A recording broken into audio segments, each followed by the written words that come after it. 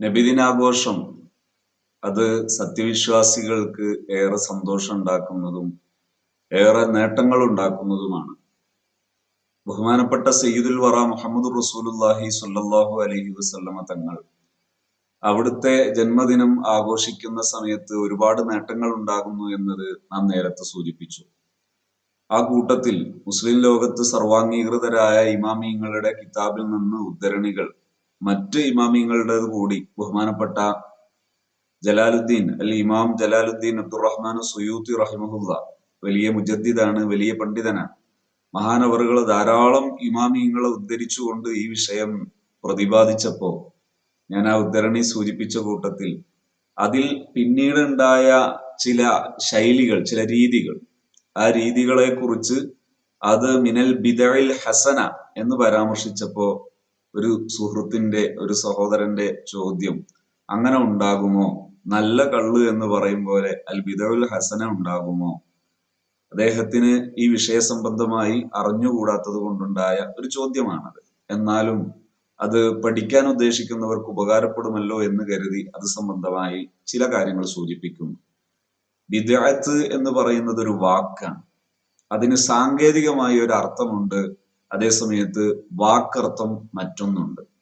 സാങ്കേതികമായ അർത്ഥം അൽ ബിദ്അത്ത് എന്ന് പറഞ്ഞാൽ മൻ അഹ്ദസ ഫീ അംദിനാ മാ ലൈസ മിൻഹു ഫഹുവ റദ്ദ്. ഇതാണ് ആശയം.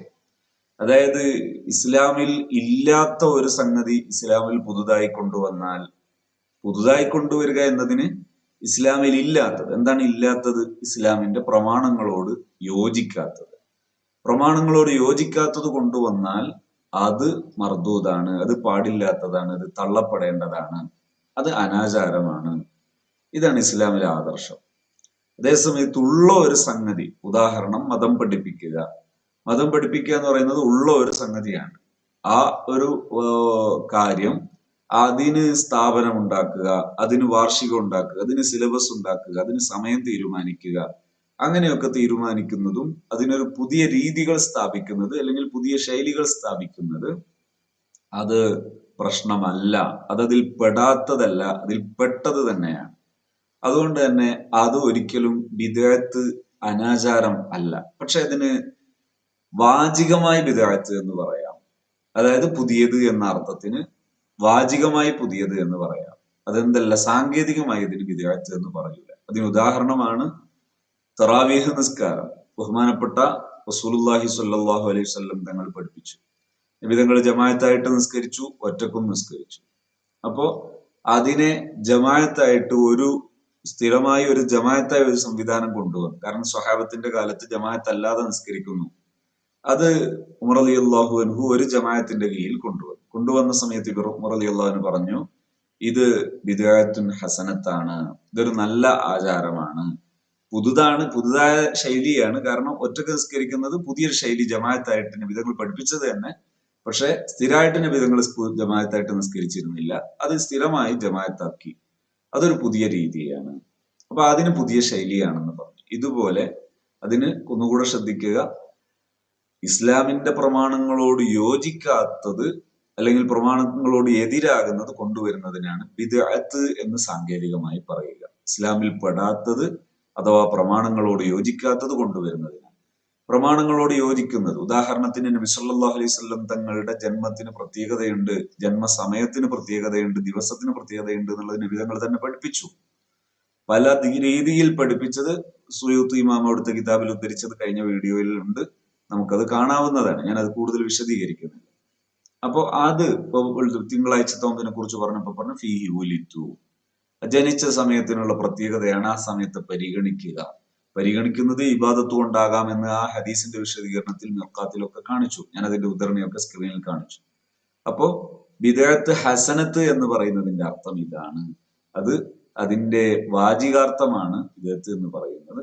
ആ അർത്ഥത്തിൽ നബിദിനാഘോഷത്തിന് പുതിയ ശൈലി തീരുമാനിക്കുന്നത്, പുതിയ പ്രോഗ്രാമുകൾ ചെയ്യുന്നത് തെറ്റല്ലാത്ത, അപൂർവമായി എവിടെയെങ്കിലും ഇസ്ലാമിക പ്രമാണങ്ങളോട് യോജിക്കാത്ത രീതിയിൽ ആഘോഷിക്കുന്നുണ്ടെങ്കിൽ, അഥവാ അന്യ സ്ത്രീകളും പുരുഷന്മാരും ഇടകലർന്നുകൊണ്ടുള്ള പ്രോഗ്രാമുകൾ, അതുപോലെയുള്ള തെറ്റായ കാര്യങ്ങൾ ചെയ്തുകൊണ്ടുള്ള പ്രോഗ്രാമുകൾ, അത്തരം സംഗതികൾ ചെയ്യുന്നുണ്ടെങ്കിൽ അത് വിരോധിക്കപ്പെടേണ്ടതാണ്, അത് വിലക്കപ്പെട്ടതാണ്. അല്ലാതെ ഇസ്ലാമിനോട് യോജിച്ച രീതിയിലുള്ള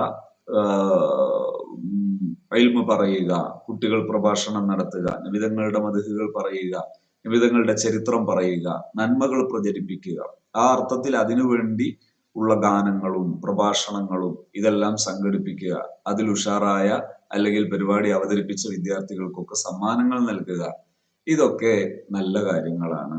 അത് റസൂലുള്ളാഹി സ്വല്ലല്ലാഹു അലൈഹി വസല്ലം തങ്ങളുടെ ജനിച്ച ദിവസത്തെ പരിഗണിച്ചുകൊണ്ട് തിങ്കളാഴ്ച ചെയ്യുന്നത്, ജനിച്ച മാസത്തെ പരിഗണിച്ചുകൊണ്ട് റബീഉൽ അവ്വലിൽ ചെയ്യുന്നത്, ജനിച്ച ദിവസത്തെ പരിഗണിച്ചുകൊണ്ട് റബീഉൽ അവ്വൽ 12 ചെയ്യുന്നത്, ഇതെല്ലാം സ്നേഹപ്രകടനത്തിന്റെ പേരിൽ ചെയ്യുമ്പോൾ അതെല്ലാം വലിയ നന്മയുള്ള പുണ്യമാണ്. അതൊക്കെ ഏറെ മഹത്വമുള്ളതാണ്. നമ്മുടെ നാട്ടിൽ ഇത്തരം കാര്യങ്ങൾ എതിരെ അപശബ്ദങ്ങൾ ഉണ്ടാക്കുന്നവർ അവർ നേരത്തെ ധാരാളമായി ആഘോഷിക്കുകയും ആഘോഷിക്കുന്നതിന് പ്രമാണം പറയുകയും ചെയ്തവരാണ് എന്നതൊരു വസ്തുതയാണ്. ഇൻഷാ അല്ലാഹ് അടുത്ത സമയത്ത് ഞാൻ അതിന്റെ തെളിവുകൾ സഹിതം സ്ക്രീനിൽ കാണിച്ചുകൊണ്ട് ആ ഭാഗങ്ങൾ കൂടി വിശദീകരിക്കാം.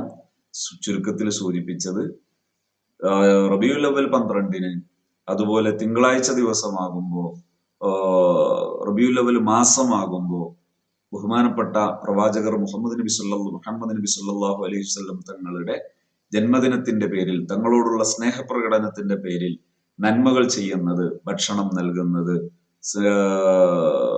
അറിവ് പ്രചരിപ്പിക്കുന്നത്, അങ്ങനെ തുടങ്ങിയുള്ള കാര്യങ്ങളെല്ലാം ഇസ്ലാമിൽ വളരെയേറെ പ്രോത്സാഹിപ്പിക്കപ്പെടുന്നതാണ്, പുണ്യമുള്ളതാണ്, അതിന് ധാരാളം അടിസ്ഥാനങ്ങളുള്ളതാണ് എന്നത് എല്ലാ അർത്ഥത്തിലും ഇസ്ലാം അറിയുന്നവർക്ക്, ഇസ്ലാമിന്റെ പ്രമാണങ്ങൾ അറിയുന്നവർക്ക് ബോധ്യപ്പെടുന്നതാണ്.